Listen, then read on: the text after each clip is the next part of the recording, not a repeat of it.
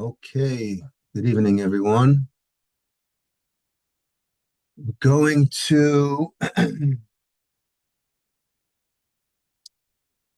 start tonight. I took a few various topics from the ninth parak. There's going to be some halachic portion, some agadata portion, nice mix, hopefully. We're going to start on the Mishnah on 98b. Okay, so the topic that we began talking about a couple of weeks ago is regarding umanim, is regarding craftsmen. Okay. Um, and the topic on 98b deals with if you gave, for example, to a carpenter, to a craftsman, items for repair and they broke it. Okay. So just like there's a concept of damaging someone else, you're sure, right? There's niske mamon, there's niske goof we've learned. Now we're delving into the responsibility of other people vis-a-vis your belongings, right? Kind of like a showman, but someone who's getting paid to fix or to set up something that you gave them. So the Mishnah starts off by saying on the bottom of Tzadi Chesamud Beis, Nasan la'umnin latakin v'kilkalu.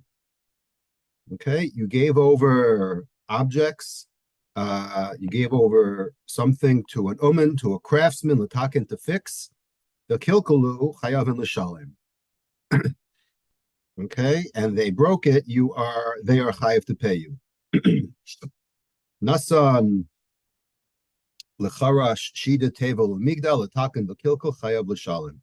For an example, you gave to a carpenter a box, a table, some furniture to fix, and instead of fixing it, they broke it.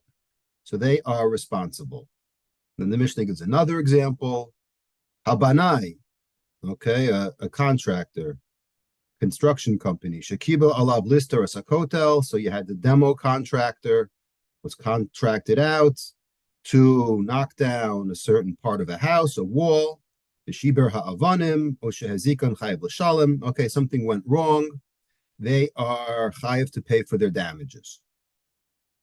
Okay, so let's get some explanation in the Gemara. Okay, the Gemara opens off by saying, Amar Avasi lo shanu ela shenata nocharesh shida teva umigdol lena'etz behen mismar. The na'etz behen mismar v'shibran. Okay, so what's the Ravasi sets up the Mishnah and says, what exactly is the Mishnah talking about? The Mishnah is talking about where you gave over, in this example, a box or something, and they have to construct it with nails, and they somehow damaged the object, the furniture, with the nails that were given. How about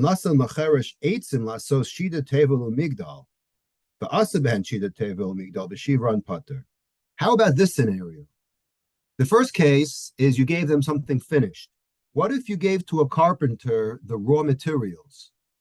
Okay, well, if you gave them the raw materials and they put it together and then they broke it as they were assembling it, then they're pater. So the Gemara says, my taima, what is the difference? Okay, what is basically the difference between the first case and the second case? So the Gemara says, Uman kone b'shvach kli. Rav Asi is of the opinion that what's happening over here is that when this Uman is fabricating for you a bench, a table, some kind of furniture, he actually retains ownership of the object, and therefore, when he breaks it, it's his own item that he's breaking. Okay? The fact that he is appreciating the value of this lumber by transforming it into a picnic table for you. So there was shvach, there was appreciation done to this object. So the fact that it went up in value solely because of his talent, right? Something that you couldn't do yourself, or else you would have done it yourself. But because you had to hire his talent, so him putting it together transforms his actions into an ownership. Okay. And once he owns it, it's his. So therefore, he's putter because he owns the object, right? And therefore, he has to pay you back the money, which he lost because of his negligence. So he retains the object, and you're out the table, okay? And you get your money back. So that's what Ravasi says our mission is talking about. So this is a interesting concept about, what exactly is going on over here. And what kind of kinyan is this, right? Right. The Gemara uses the word kohen, meaning this artist, right? This carpenter somehow is acquiring something that's not really his. I mean, let's understand, right, how this started, right? He was given lumber, right, to put together something for you, and he botched it. So he ends up buying it from you. He is the owner of this object. So the Shitu Mikubetzes discusses this at length, right? And it's a very fascinating kind of kinyan, because let me read the words over here.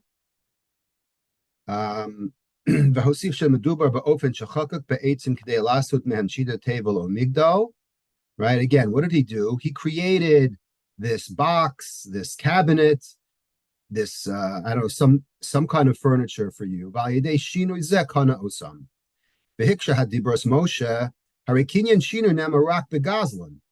he says, hold on a second. We've been talking for the last 10 days in this ninth chapter about the fact that a gazlan, right? A gazlan is kone, something, but that's because he's a gazlan. Meaning, when I steal something, right? What was the case? Remember the Mishnah? I stole wheat, and I grinded it into flour, and I baked bread. So what I stole from you is far different now. What it became, right? It started out as wheat, and now it's bread. So me doing a shinoi, that mechanism awards me the ownership of the item, and therefore the gazlan has to pay back money, the value of the wheat at the time of the theft. That makes sense, says the Shitu Mikubetzes. So what exactly is happening? Because this kinyan, this is not a kinyan that, when you think of kinyan, you think, okay, a mocher sells something to the lokeach, and now the lokeach does meshicha, he does hagbah, he pays money. Whether that's a deraisa or derabanan is a debate. But right, when you give the name, right, to the rabbi to sell the chametz, right, he puts a pen in your hand and he takes it back. You're doing some kind of physical kinyan that shows ownership, halachic ownership. What exactly is going on over here that the uman has the right to claim ownership on this item because he messed up? Okay, so that's really the question here that we're trying to understand. Okay, so the Shitu, so there are a number of achronim who try to answer this question. So the first answer that is attempted, he says, B'tirat Rabbeinu Yonasan. Rabbeinu Yonasan is one of the major Rishonim in the Shitu Mikubetzes. So Lamad Begeder Kinyan Shinoi, she'ein ze dafka begazlan ela chitsha haTorah shekol echad sholkeach chefetz shel chaveru la'atzmo v'haya shinoi b'chefetz rehu kona et hachefetz al yedei shinoi zeh. So apparently this is some kind of chiddush that anytime you take something and you change it, you are now the owner. The alkein kol uman shekibel chefetz lahashbicho v'tashvum schoro hu betochim kablanut.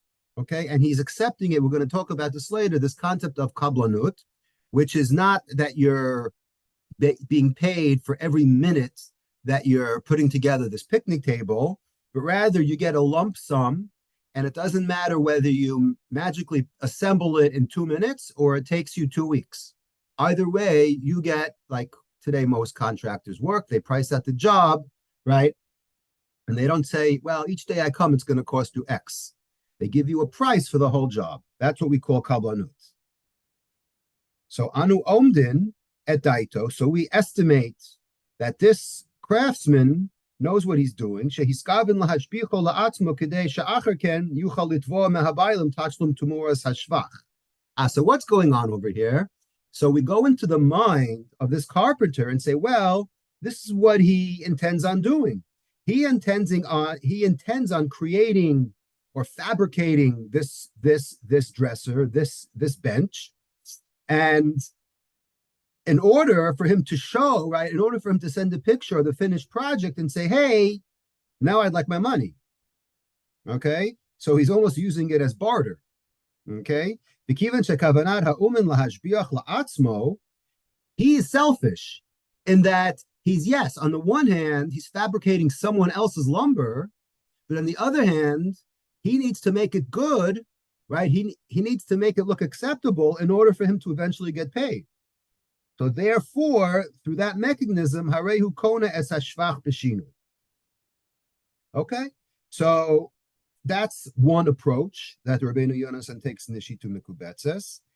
There's two other approaches that somehow cross a little bit.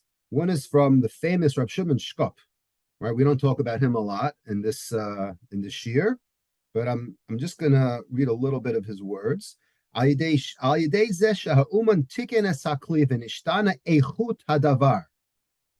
right, the key word over here is echut, which in Hebrew means quality. He took raw materials and through his talents, he was able to create something with quality. So Naseh Shutaf Bakli, he actually becomes part and parcel with this new dresser that he fabricated. Shaharei Etzem Hakli Hayeshal Balabayit Vinishtana Be'echuto. It's not just 2x4s and plywood and whatever nails and other building material. It's now a whole different picture. He becomes like a shutaf with his handiwork.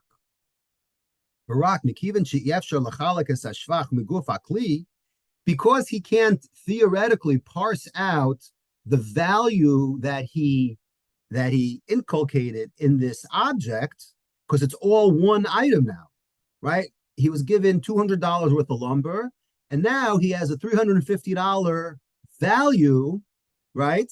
Because there's $150 of shevach that now this lumber transformed into a cabinet.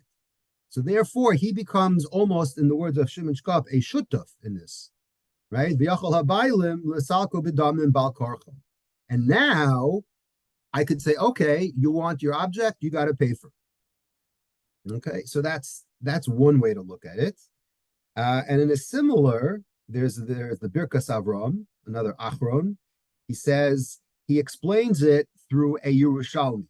The Yerushalmi says, consider this case. Let's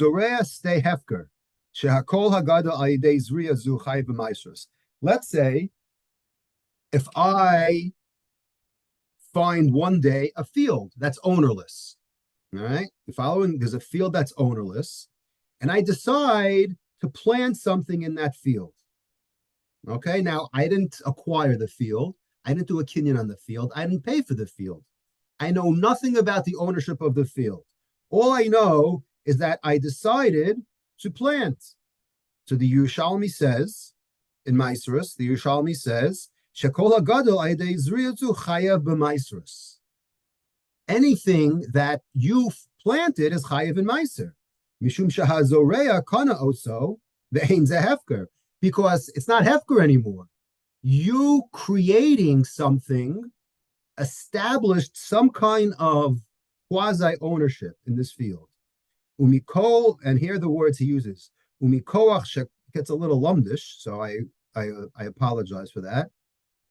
Umikoach shekol davar shenotzar mikoach maise yadav.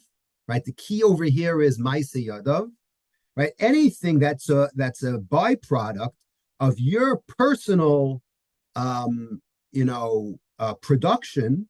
Shal adam hare zeh shalo below sheitztarech maise kinyan nosaf. Very, very, very lumdish words over here. You don't need a kinyan because when you go and plant something and create, as we say in Latin, ex nihilo, right? Something out of nothing, you are now the proud owner. Achen kol ze b'tanai sheyatzer davar zamina hefker. That's assuming that it was ownerless before. Aval ba'ofen sheyatzer oto mechefetz hashayir lechavero shayach hadavar lebal habayit. But in this case, okay, it's a little bit different because the items were not belonging to him. So it's not completely analogous, but the concept nonetheless is the same, that your creation, right, enables you to claim some kind of ownership. And I saw in the Achronim a very beautiful, and this is where we switched to Agadata a little bit, because that's what this is all about, is taking the halachic concept and fitting it in an Agadic way, is what's the proof? What's the proof? Well, we learned the Yerushalmi, we have Shimon Shkop, we have various Achronim, but what's the proof that creating, this concept of creation is a form or a proof of ownership? It's something that we say all the time. The Pasuk in Tehillim says, LeDavid Mizmor LaHashem Ha'aretz Umlo Tevel V'Yoshvei Ba. Okay, we might know this Pasuk. The next pasuk says, "Kihu al yamim yisada va'al na'aros yichonenah." What is this? What is chapter 24 in Tehillim all about? It's about David saying God is, right. He is the owner of the complete earth. LaHashem aretzum lo tevel v'yoshvei. Tevel, well, aretz is the earth. Tevel is the landmass. That's what it means technically. All of the world and all of the Yoshveba, all of the inhabitants are owned by God. Why is God the owner? What kind of kinyan did he do? Right? Speaking right in terms of a kinyan. Kihu al yamim yesada. Do you know why he's considered the owner? Because what did he do? He created the world upon the oceans. Val Naharos Yechoneneha. And he set the world on the Naharos, on the streams. I'm not going to get into Lahavdil Ben Mayim, Lamayim. Okay, that's whatever, that's a shir within itself about what exactly happened on day 2 about separating the water. But this is really, in a way, a attestation that God claims ownership, because after all, he created it. And if you look in Rashi, yes, there is Rashi in Tehillim. Rashi says, Rashi says, L'Hashem ha'aretz, v'hikne tevel Yoshua klomar konek de lahaknos. He made a kinyan on this world in order for him to have us live in his world. He's the ownership, and we are plucking the fruit, okay, so to speak. So that's what the pasuk says. And the Gemara uses this actually in now, because we know this we say this twice.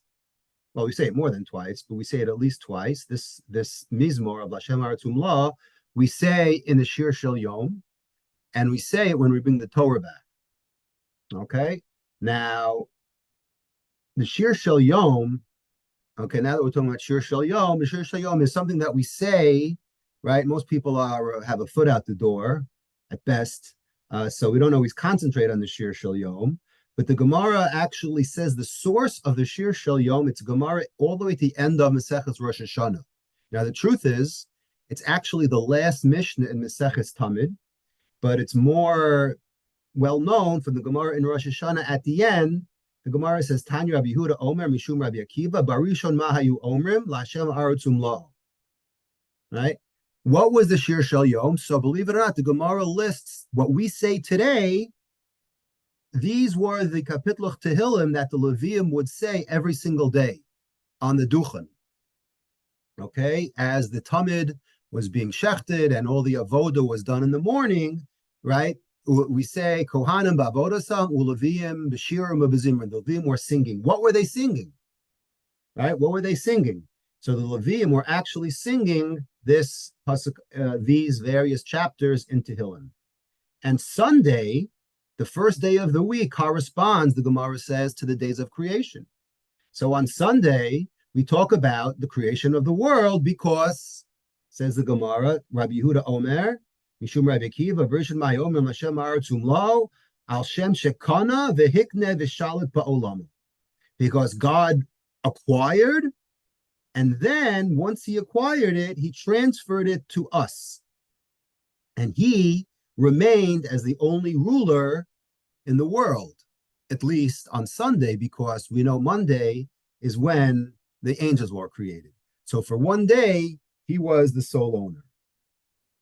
So that is something interesting to think about, that we see a Aggadic concept. We have halacha about someone acquiring something by the fact that he created it, right? We see that a little bit in a Aggadic sense. There's a beautiful Malbim, because I said we actually say this twice. We say this in the Shir Shel Yom. Question is, why do we say this, or why do some people say this? I believe on a Monday and Thursday, right? On Shabbos we say Mizmor LaDavid, right? Havul Hashem b'nei Elim, when we bring back the Torah. On a weekday, and I think on Rosh Chodesh, we say this. So there's a nice Malbim. No, on Yontif, we say Yontif on a also. weekday. Right, weekday okay. Yontif. Right, weekday and Yontif, right? Only Shabbos we say the other Mizmor. So says the Malbim, Kiblu Chazal Shemizmor Zeh Nitku Lemor Be'ez Hachnasas Haron LeBeis Kodshei HaKdashim. What's the reason? Shacharei Re'inu Sheyichad Hashem Es Haaretz Azotz B'Hashagaso Ufulez L'Chon L'Tzed Haaretz. He goes on a long discussion. He says that Shemiyom Shabar HaKadosh Baruch Hu Esolamu Nis'aba Sheher Lo Dira B'Tachtonim. Here's the angle of the Malbim. We don't really bring the Malbim a lot because he's very, very, very lengthy and is very, very deep. And sometimes it's hard to understand. But here the Malbim, I think what his point over here, and if you study Zohar, and if you are one of those Yechidim, like my son-in-law, he may understand this a little bit better, that from the day that God created the world, all he wanted to do, believe it or not, was to come down to the world.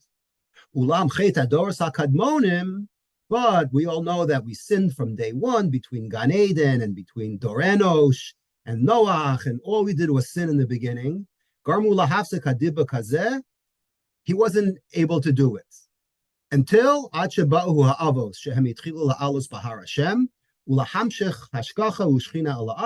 God for the avos, that God was able to somehow manage, whatever that means in this context, to go down to the olam hatachtonim.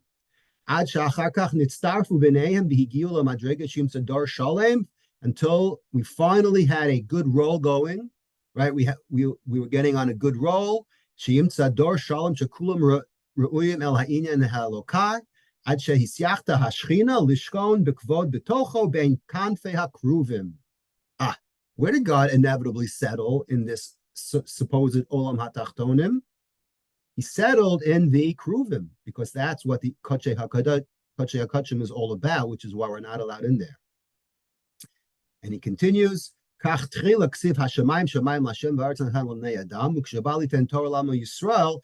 then when he brought us down Torah, what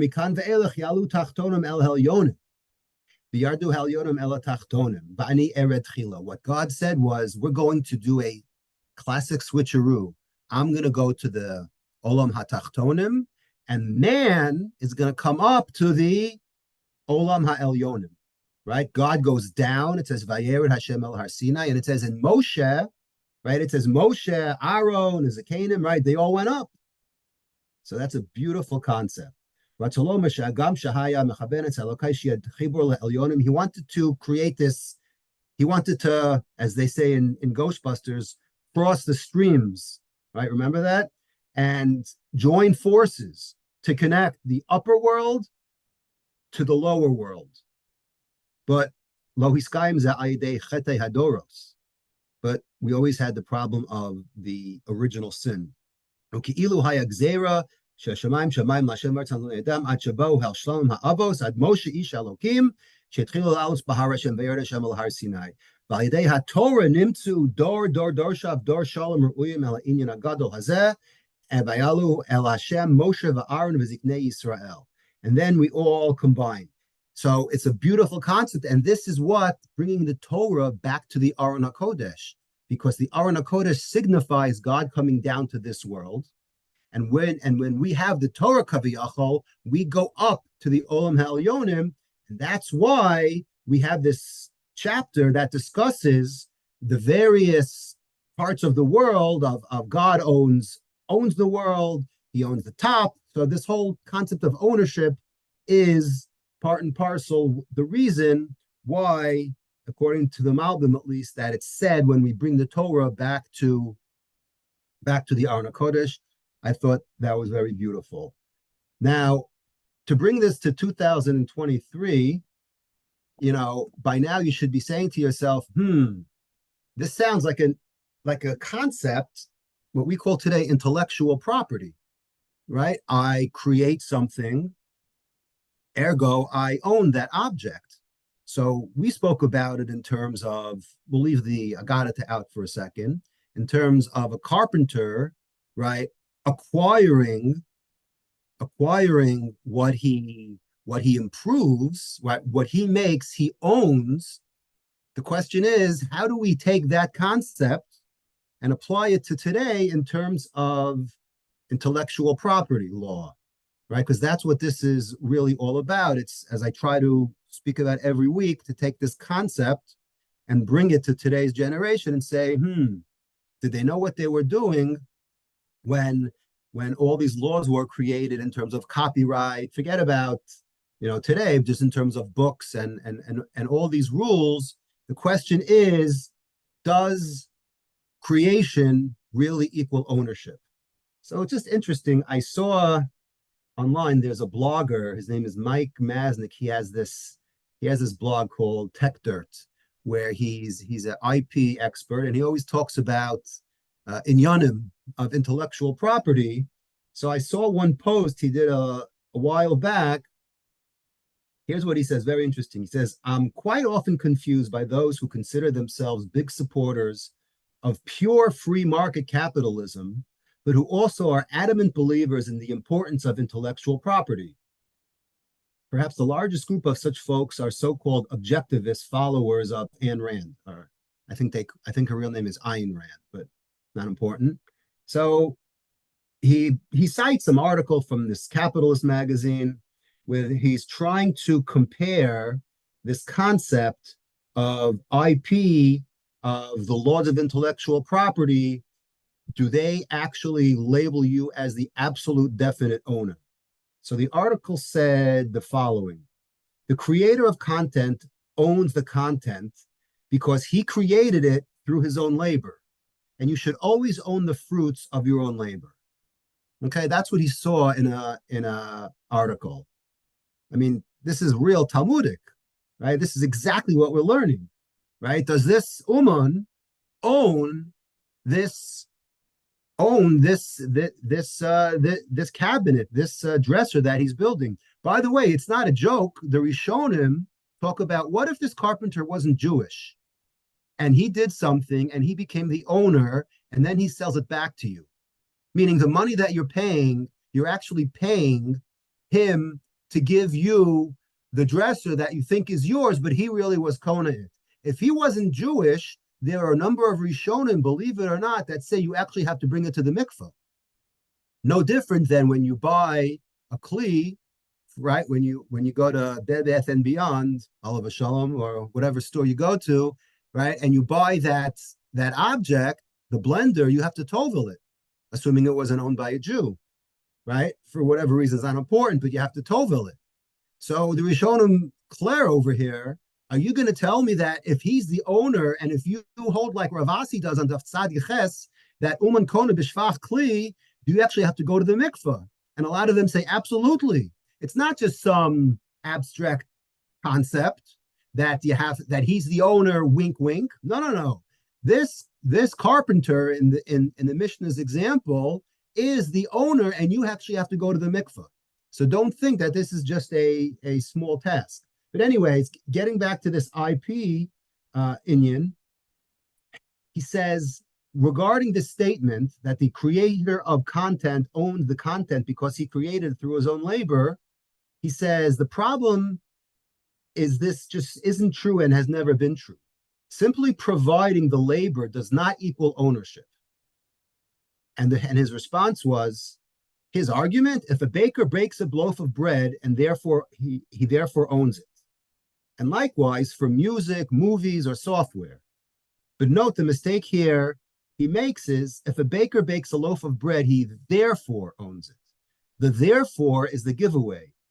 He says this because he thinks of the creation of the loaf as the act that gives rise to ownership. Then this leads to the analogy with other things, analogy with other created things like music.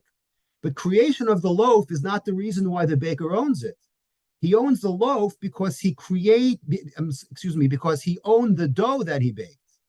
He already owned the dough before any act of creation, before he transformed it with his labor. If he owned the dough, then he owns whatever he transformed his property into. The act of creation is an act of transformation that does not generate any new property rights. So creation is not necessary for him to own the resulting baked bread. Likewise, if he used someone else's dough, say his employer's, then he does not own the loaf, but the owner of the dough does. So creation is not sufficient for ownership. Exactly, he says in his blog, creation alone does not grant property rights if none existed prior to that transformation. I would even take the argument a step further. Even if you own something due to the fact that you created it, once you have given away or sold that product, you no longer have ownership of it. And claiming you do is incorrect. So you see that, it's not so simple in terms of, today's day and age, because it's like he said, where do you get your ingredients from? Then it gets obviously, music, and and then there's a lot of the music sounds the same. So there's a lot of tidbits from that. And by the way, the Rishonim, getting back to this blog, discuss what if this person uses his ink, right? Uses his samamonim, uses his dye, i.e. his ingredients, which is then is that the same? Then is that the same, right? Because that's his. So it's actually, we don't have enough time for it, but it actually runs parallel to this thought about maybe we have to stop and think that it's really about the ingredients, in this case, of the baker. But I just will leave you with that. And once again, to show you that our Gemara was well before its time. We're going to switch now to another concept, because the Gemara later on the Tzadi Tes, discusses a concept of Bal Talin. Okay, the Gemara on 99a, about 12 or 14 lines from the top, wants to bring a proof or a question on Ravasi's statement. Okay, and here the Gemara says Tashma, and the Gemara cites a brayta from Bava Metzia. Okay, which has a lot of the end of Bava Metzia, by the way, and the end of Bava Kama have a lot of parallel topics. Hanos and Taliso le'uman gamra v'hodio. So here's the story. I give my shirt to the to the Schneider, to the tailor. Okay, Gomro Vahodio, and he finishes working on the shirts. And the tailor sends me an email that he's finished with it. He sends me an email. I do nothing. Okay, he waits and he waits and he waits. I'm on vacation for 10 days. I can't come back.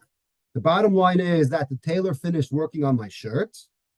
Okay, so he still possesses it, and I haven't paid for it yet.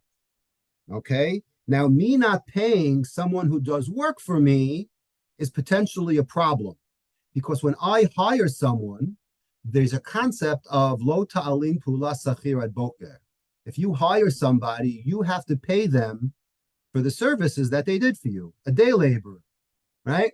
Today, obviously, people get paid by the month. People get paid bi-weekly, weekly. Some people, unfortunately, never get paid.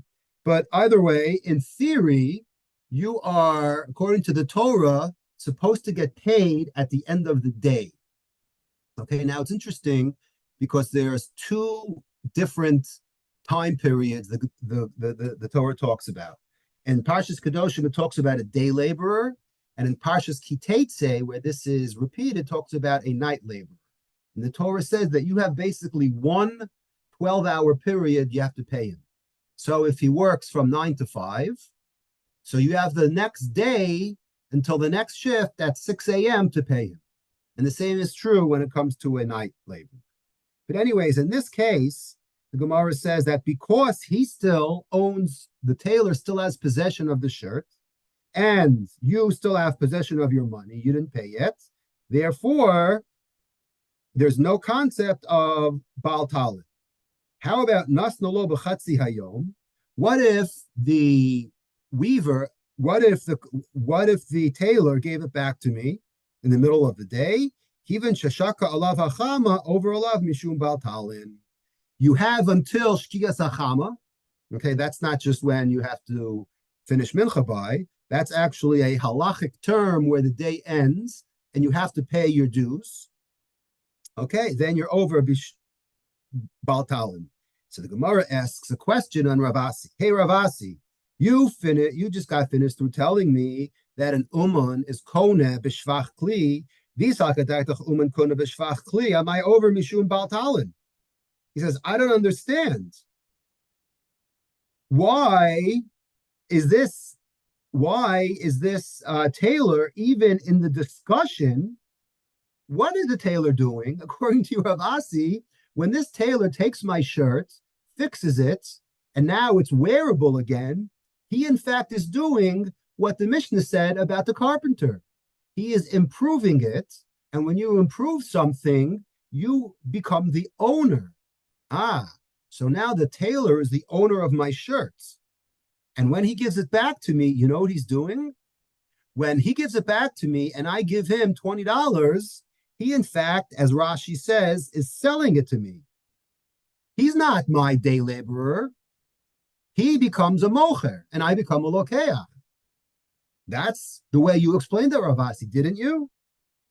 So if that's true, then why would you even be over Baal Talin if he finishes it at 1 o'clock and he gives it to you and you have until 5:45 to pay?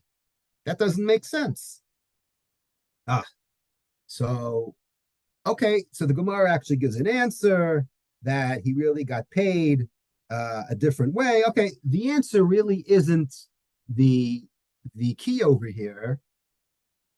What's important and what I thought would be very interesting to talk about for a few minutes is there's a whole discussion why, in fact, Baal Talin does not apply before, in this case, the tailor gives it back to the owner.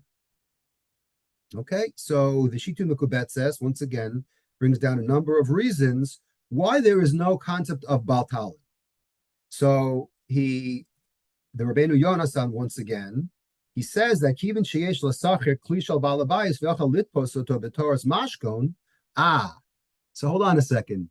Who is in pole position over here? It sounds like the tailor is, because the tailor is holding on, right? Is holding on to that shirt almost as a mashkin, right? So therefore, if he doesn't get paid, this tailor is going to hold on to the shirt forever. So therefore, because of that, there is no Baal Talon. Okay, that's the way the Rabbeinu Yonasan looks at it. The Meiri has a almost similar concept. He says, "Kivan shehasacher adayin lo hichzer esakli harehu mara bezeh shein hamaos dechukos lo." He says, if you think about it from the tailor's standpoint, he could play hardball, because what does he want at the end of the day? Does the tailor want your shirt, or does he want his cash? He probably wants his cash, because the shirt probably doesn't fit him anyway. He's only, as Rabbeinu Yonasan, holding the shirt as ransom, right? You go to the store to pick up something, right? You expect to pay for it, or else you're not getting your merchandise back, right? That's very simple. So therefore, it's not that the tailor is not a nice guy. He just is not so desperate for the cash. And the proof is that he'll hold on to your shirt forever, even though he doesn't get any nachas from it, right? He just wants his money back. But by the fact that he's willing to wait, shows that he's not desperate. That's the Meiri's psychology behind it. Ulefi tamzeh kasav sha'achein im amar hasacher lebalabayis told es akli v'shalom eschari. If the tailor told the balabayis, take this and pay me, yeah, but ofen zeh is that then there's an iser bal talon sharehu marishu kvarot says charo. Then he's kind of showing his cards and says, you know what, you better take this, and he threatens him. Then you say, okay, maybe there is Baal Talon over there, because it sounds like he's really desperate. The tailor is to get his money back. All right. But he's not stupid enough to mail him back his shirt before he gets paid. So I just thought that was also a nice psychological insight as to why is it that we have this relationship, why it's not looked at as Baal Talon.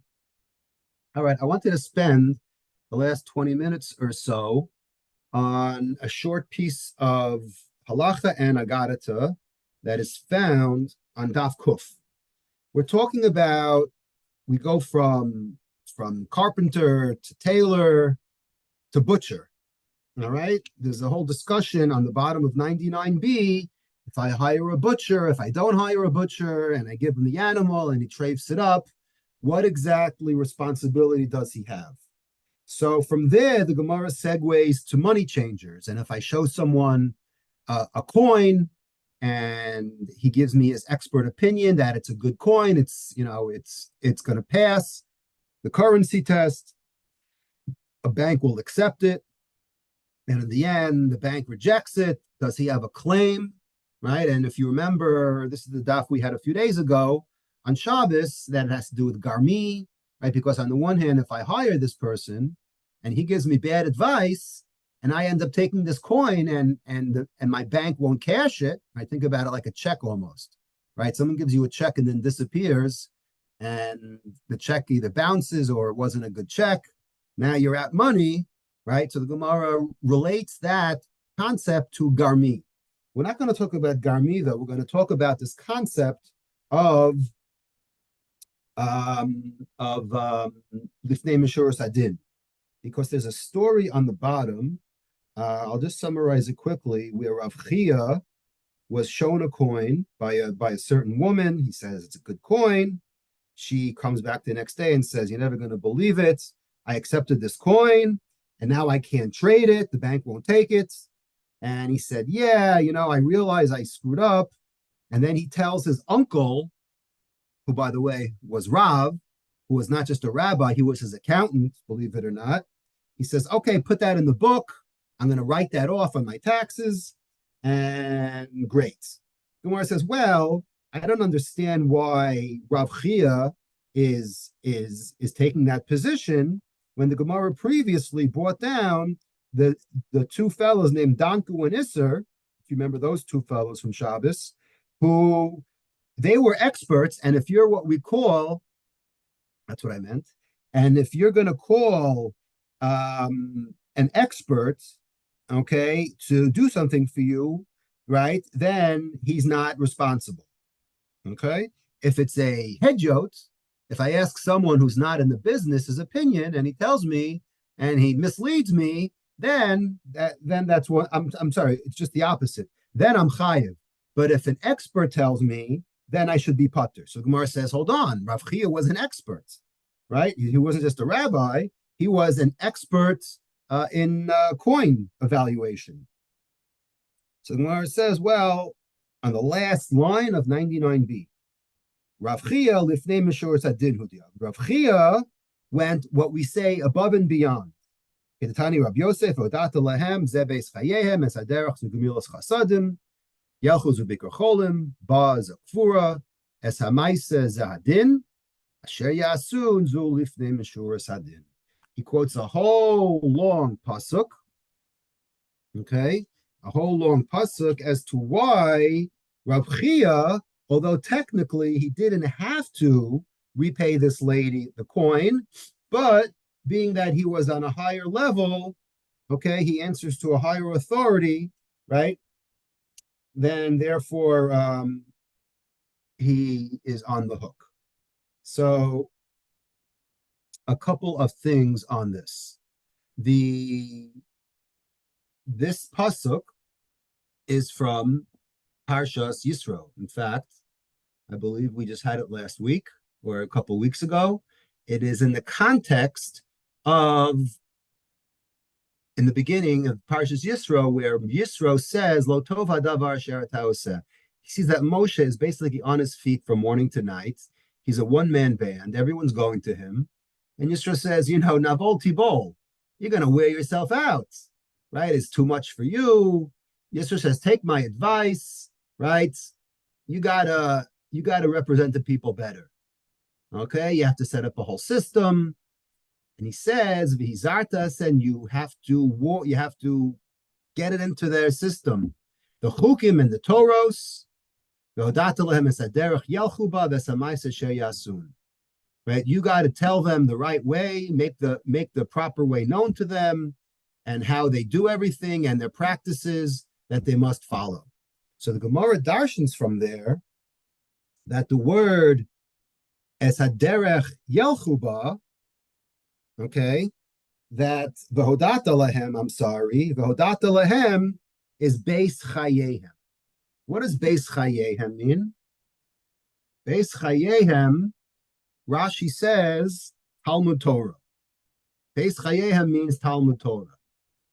So the Pnei Yehoshua says, what are you talking about, Rashi?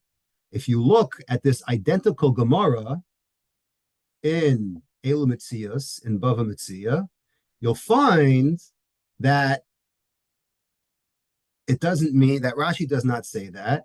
In fact, let me open up Bava Metzia for a second. Rashi says, excuse me, sorry, 30b in Bava Metzia. Rashi says, Zeh beis chayehem. What does beis chayehem mean? Lilmod lahem umnus lehisparnes bo. Beis chayehem means Moshe, teach them an umnus, right? Teach them a craft so that they could support themselves. Period. Then Rashi ends off by saying, Chukos v'toros ksiva b'reisha dekra. It can't be, says Rashi, that he's referring to Torah, because the word Toros appears before v'hodata lahem in the pasuk, so it can't repeat itself. Says the Pnei Yehoshua, I don't understand. Rashi is contradicting himself. Okay, so how do we make sense? So says the Pnei Yehoshua, and this is a concept we've had, I don't know, maybe 10 times in the last few months.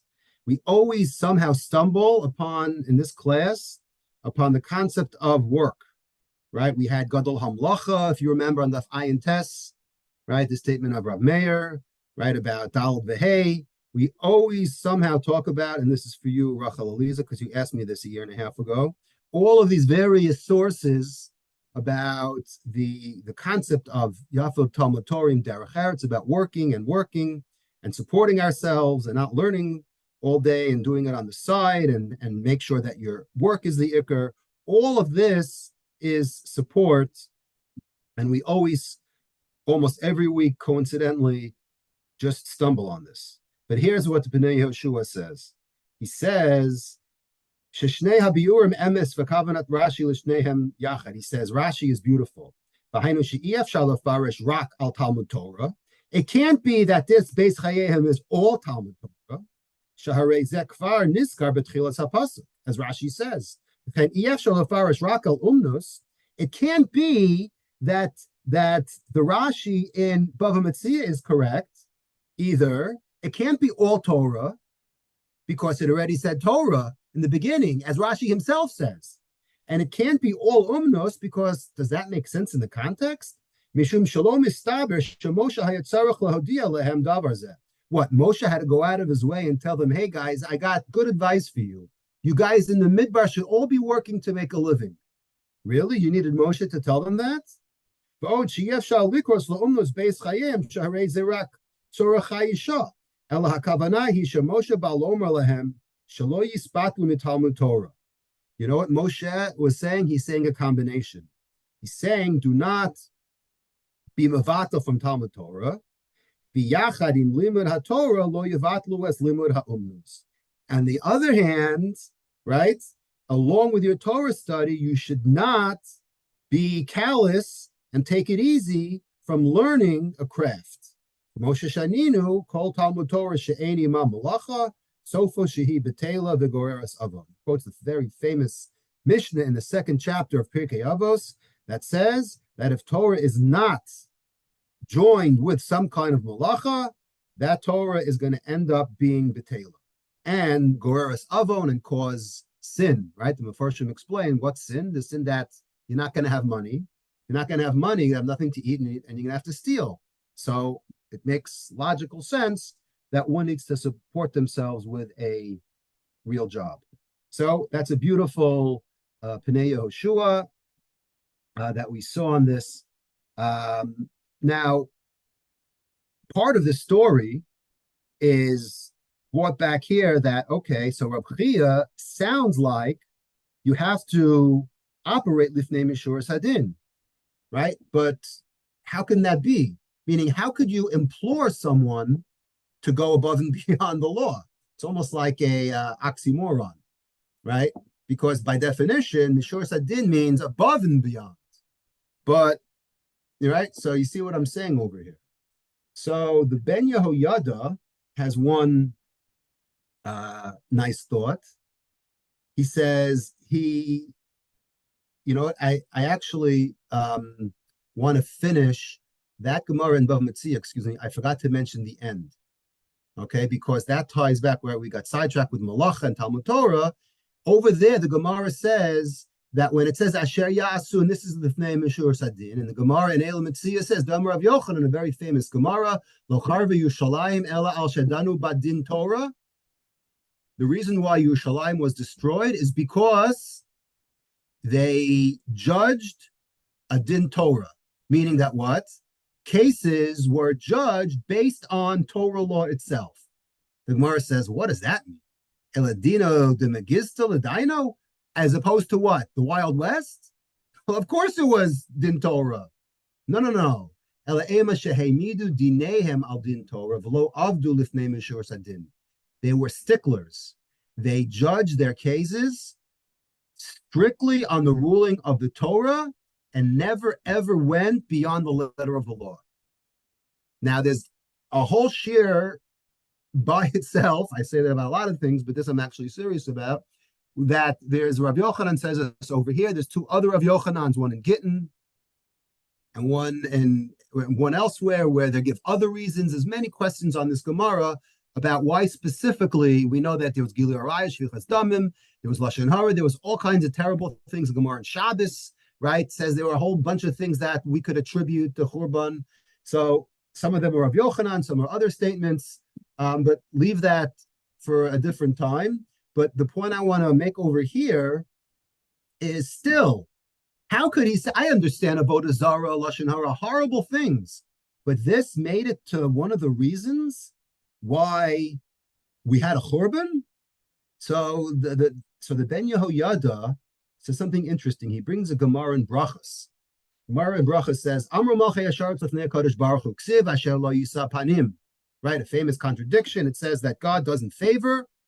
Then it says in Parshas Naso, Yisa Hashem Panav Elecha. What do you mean? He favors us. So Amar Lahem Ani Kasafti B'Torah V'Chalta B'Savata V'Arachta. God is complimenting Bnei Yisrael for a change. He says, I wrote in my Torah that when do you bench? When you are technically completely satisfied, when you're satiated. And the Jews took it upon themselves to have a chumrah, right, to bench, even if they eat a kazayas. Says the Ben Yehoyada, beautiful. Nimtza Yisrael im yasu lifnei mishuras hadin. If the Jews go above and beyond, as mida keneged mida yasa kadosh baruch hu imahem lifnei mishuras hadin. Then mida keneged mida, God goes to bat for us. The ein ma'anishin k'fi chiyuvam al avera shebiyadam, and doesn't always punish us for our sins. V'lachen kivan delo avdu lifnei mishuras hadin harvar Yushalayim al averos chamuras shebiyadam. So because we weren't on the other end of that, God didn't reciprocate on His side. We didn't do him lifnei mishuras hadin, so God's not going to give us the benefit of the doubt. Okay, so that's the way the Ben Yehoyada explains. There's a very lamdisha Rav Chanan in his Rishima Shiurim, because let's look at this from a halachic standpoint for a second, right? The Gemara brings down that Rav Chia did lifnei mishuras hadin. So says Rav Chanan, Pashtus Gemara Mora shel lifnei mishuras hadin eno ma'isa chasidus de'alma ela shemahava chova. It sounds like he had to do this. So this goes back to our oxymoron, like I mentioned. Well, which one is it? How could you force someone to do lifnei mishuras hadin? It's a tarti desasri, right? Right, etc. Alma dechi of gomaru. You have to do this, and in fact, that caused our churban. So he says, lefiza aleinu lahavin. Right, Mahanafka ben Chovas din leben Chovas lefnei Rav Chanan. He ends off in Itzarachiyun. He says, I don't understand what's the difference between the word din and between lifnei mishuras hadin. So Tosfos actually on Daf Kuf, if you take a look, he says on the third skinny line, on Kuf Amid Aleph, the third skinny line. Uperish harime or lines the lo shayach lifnei mishuras hadin el bedavar she'acherim chayavin b'zeh pater. He says halachically we don't apply lifnei mishuras hadin only where sometimes you are chayiv and sometimes you're not chayiv. Could go in Rav Chia dahacha, like our case of Rav Chia, meaning what? You're responsible if you're a bucky. If you're not a bucky, or I'm sorry. You're not responsible if you're a bucky, but if you're a hedyot, then you are responsible, right? So we make a chiluk in the circumstances, a halachic difference. Sometimes you are chayiv, sometimes you're not chayiv. But in our case, okay, so that's one possible distinction of why in our case. It's Halley. Yes. It's Halley. Yes. The last 4 or 5 minutes was not connected. It was a disconnect. Okay. I heard it all. It's all on the recording. It's all on the tape. You'll see it. Oh, yeah. Okay. Sorry. Okay. All right. Here it cut out. Okay, I'm sorry. So there's actually a debate, and I'm sorry, I'm going to go a little over. Sorry about it, but I have no choice. There's actually a debate amongst the Rishonim. It's called, can we be kofek? Can we force someone to accept a lifnei mishuras hadin? Okay, so the Rambam says, no, you don't have to. The Rambam, when he talks about the laws of Hashavas Aveda, he says, if you, for example, live in a city that's mostly non-Jewish, okay, and you found something, right? So he says, if you found it in an area where there are a lot of Jews, then you have to do hachraza. You have to announce that you lost something, and hopefully someone comes to find it. from you, or someone comes to bring simanim. He says if you found it in a large area, right, you have to keep it. Now you have to keep it. You're allowed to keep it because the city is mostly non-Jewish. And the Rambam says even if a Jew came and gave you simanim, because the Jew is living in a city that's mostly non-Jewish, you don't have to return it to him. Says the Rambam, but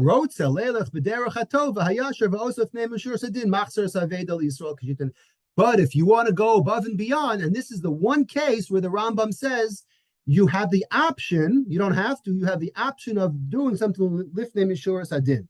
So the Rambam says it's optional. The Rosh, by the way, says you don't have to do it at all, even if they make you. The Mordechai says if you could handle it. Meaning what? Almost like the Rambam. If you're on a certain level, right? If you're on a certain level, then you are in that, then you're in that and you're in that special zone, then you could accept yourself to go above and beyond the letter of the law. And normally, if you don't have to do something, you could opt to be stringent upon yourself. I want on that specific note, I saw a very beautiful that ties this whole thing together. A very beautiful Shla HaKodesh. Okay, it is on that pasuk that we spoke about before in Yisro, and the Shla says he starts off by saying he talks about the very famous, I'd say it's probably the top three machlokas in between Rashi and the Ramban in the Torah regarding the mitzvah of Kedoshim Tiyu. Okay? He says, I'm just going to read it in English, just for time's sake. He brings down the Ramban. He says, the beginning of Kedoshim deals with Kedushas HaGuf, attaining sanctity of one's body. He brings the Ramban, as opposed to Rashi. He does not see this as a directive to be separate, to refrain from incest, but understands it to mean people who qualify for the description of Kedusha, holy. For the ones who have sacrificed themselves by not abstaining from what is what is forbidden, but by abstaining from what is permitted. Right? The very famous line of the Ramban is called Kadesh Atzmacha B'Mutala, which basically means sanctifying yourself by denying yourself something that you are ordinarily entitled to. From the above, we learn that to a certain extent, every single person has his own Torah. Interesting. Assuming that every person has this, he says, if every person had the same natural tendencies, i.e., we're all equal, and that every day or hour of the year would be identical to each other, the Torah, when legislating what may or may not be eaten, would simply write that a certain quantity of food may be consumed and everything else is prohibited. The Torah would express itself in a similar term concerning with whom and how frequently one is allowed to have sexual intercourse.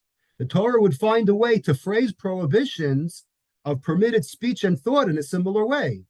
As it is impossible to state these prohibitions in such a detailed manner, the Torah has to allow for the differences in the nature of different people. See where he's going over here? He says, because we're all inherently different, everybody has a different shear, right? It therefore contents itself with a general directive, strive to be holy. The meaning of the directive of the Talmud to sanctify oneself by means of denying oneself enjoyment of things which is permitted is that a person must be mature enough to know what is permissible in accordance with his particular station in life and his particular natural tendencies. When a person feels himself to have attained a particular spiritual level, he considers certain matters as forbidden to him, though they may be formally have been perfectly permissible. And just to throw something in, I don't know how many people listen to Shalom Rosner. He always talks about the Gemara in Chulin and Kol HaBasar that says that when it talks about how long you have to wait between Fleishiks and Melachiks, he says, I think it's Mar Zutra, right? He says that I am not as holy as my father was. He says, my father used to wait 24 hours between meals. He used to wait 3 meals. because I'm a nothing, I only wait 6 hours. So the question is, well, why don't he want to be like his father? So the answer is because not everybody is on that level, right? The key is that you don't automatically transform into a holy person, right? That's like, for example, when Bachram, Shmuel, maybe you know about this, when they come home from Israel, 2 months already, they're trafing up they're saying that the kitchen isn't kosher, and they're making all these new rules because they were a little bit ignorant for most of their life. They spent some time in Israel and they come home and they're paskening shilas already. You can't jump to such a high madrega. You have to go increment by increment.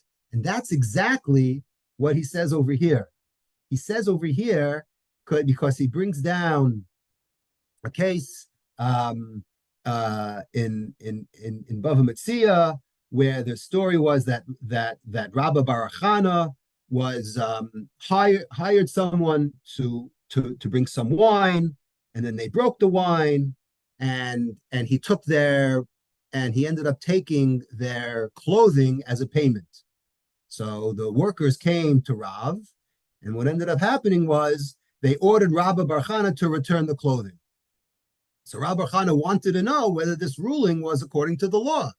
So Rav said yes. He quoted him a pasuk in Mishlei that says, Laman telech b'derech tovim. When the schleppers complained to Rav that they were poor, and that even though they got their clothing back, they couldn't afford to lose the money that was held back to them by Rav Barachana, they complained, and he said to Rav Barachana that you have to pay these workers their full wages. Rav Barachana said, what? They broke my wine. How could I pay them? So he quoted them the second part of the pasuk in Mishlei that says, V'orchas tzadikim, right? You know that sefer, V'orchas tzadikim? That's where it came from. V'orchas tzadikim tishmor. Keep the paths of the righteous. That's his source for the ruling. Says the Shloh HaKadosh. I'm reading it in English. I wish I could say it in Hebrew. It'll just take too much time. It's interesting that Rav did not justify his ruling by citing the need to apply more stringent yardsticks to oneself than the law requires of one. But he made it plain that as far as Rav Barachana was concerned, his ruling was the requirement of the law itself. Then he talks about the Tosfos and Bava Kama, who deals with the difference between Rav's ruling against Rav Barachana and that of the incident involving his nephew, Rab Chia, in the case of the woman's coin. So his whole point over here, I'll say it just to end off in Hebrew, he says that he says, Ulefi darkan yisukan hakol ki kadesh atzmacha deoraisa. Kadesh atzmacha b'mutarlach is a deoraisa concept. B'zel lifnei mishuras hadin. B'ma'achad delamdina mikra lifnei mishuras hadin memela hu deoraisa. Lifnei mishuras hadin by definition is a deoraisa. Ulifnei mishuras hadin ratzalom arak ra'oi lefi inyano v'tivo ve'etzlo hu din. That has to become part and parcel. That has to become your standard, your benchmark. But